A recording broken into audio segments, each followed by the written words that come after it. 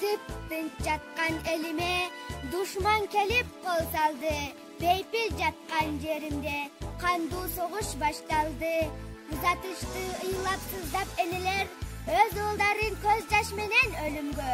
Курман болду, баатыр болду нечендер. Жашасын деп бизди ушул өмүрдө. Кан согушка апалар да барышкан, өмүрлөрүн тоокелге салышкан. Жолборс жүрөк жоокерлерин жараттарын байлашкан. Танк алдына тайманбастан барышкан, эл жер үчүн душман менен атышкан. Эч тайманбас биздин баатыр аталар, эли бизге жеңиш менен кайтышкан.